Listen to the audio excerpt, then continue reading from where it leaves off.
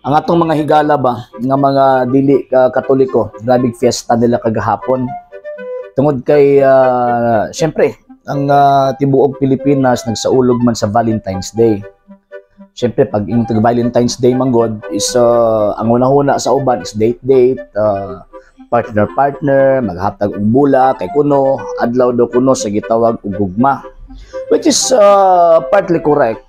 Nga naman, tungod kay ang origin manggod sa Valentine's Day, fiesta manggod na ni Saint Valentine.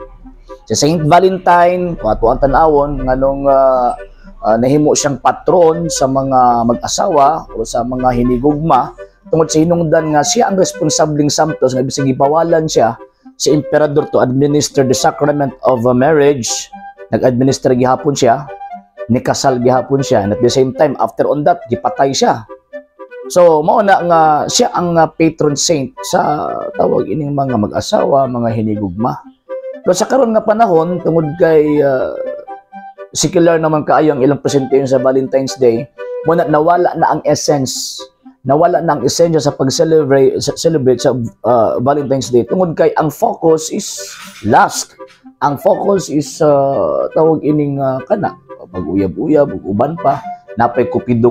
Actually, kanang kupido, pagan na siya. Ang tawag in presentation, dili na siya sa original yun nga Feast of Saint Valentine's. Kaya ang original nga Feast of Saint Valentine's manggod, misa ang kapadulngan, misa ang atong samputanan, misa ang atoang adtuan, kumbaga, ano man, tungod kay kana nga panahon, atong gipasalamatan ang Ginoong Dios nga gitagaan ta og San Valentino, nga maghimo katag pagpadayag sa gugma uban sa grasya sa Ginoo mo na kinahanglan mudawat og sakramento sa gitawag og kasal karon. So ang atong mga higala nga mga dili Katoliko, mga sir ug mga ma'am, grabe piyesta nila kay kuno na kanang origin ana Feast of Lupercalia. Taka raman taon mo kanang Feast of Lupercalia lahi na ang celebration sa Feast of Saint Valentine's. Ngayon pa na tanawa karon di ba nag-meeting sila, meeting rather tawag anang mag-uyab-uyab sila mo nang secular presentation but not the religious celebration. Kay religious celebration mo man ang misa. Ang mga Katoliko basta maghimog fiesta, misa man ang kapaingnan, dili man tawag ining lodge ang kapaingnan, hotel ang kapaingnan. No, that's not correct.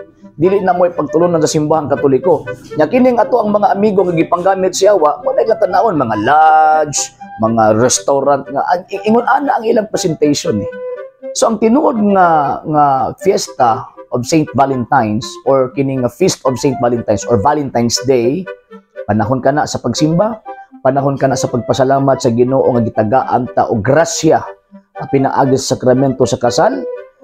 Pasalamat ta sa Ginoo nga diin gitagaan ta sa Ginoo higayon nga makadawat siyang grasya ug siyang gugma pinaagi ni anang maong santos. So kanang uban nga heart, kupido ug kanang mga ginasaway sa mga protestante dili man kana mao ang tawag in Valentine's Day. Again, gisakyan na sa secular world, gisakyan na sa secular system nga mag-implement ni anang maong klaseng Valentine's Day.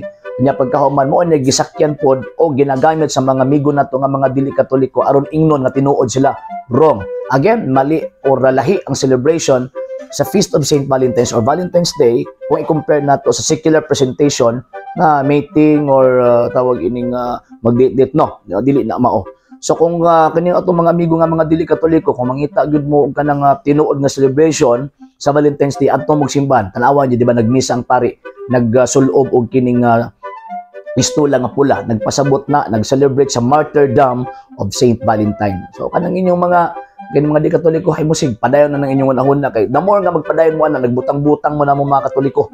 Ingon anang amo ang gitawag og celebration. Okay? So ang tinuod nga Feast of Saint Valentine or Valentine's Day, mosimba ang magtrato, mosimba ang mag-asawa, pasalamat sa Ginoo nga mihatag ang Ginoo og grasya tungod sa iyang gugma dinhi kanato gipadala iyang anak og nagtukod ni anang mga sakramento sa kaminyon.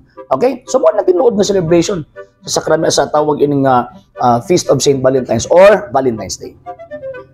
Sa hindi pa po nakapag-follow sa mga pages po natin, i-follow nyo po yung mga pages po natin, RJ Horolanciano II, TV Apolia Punto Argumento page, Kuya Apologies TV page, and RJ's Vlog 2022. And pwede rin po kayo mag-send po dyan ng Facebook stars. And also, sa ating po mga channels, sa hindi po nakapag-subscribe, subscribe po ninyo yung mga channels natin, Dalay Catholic, Apologist International Official, RJ Sanado II TV, Kuya Apologist TV, and Barrio Kawayan Religious Forum.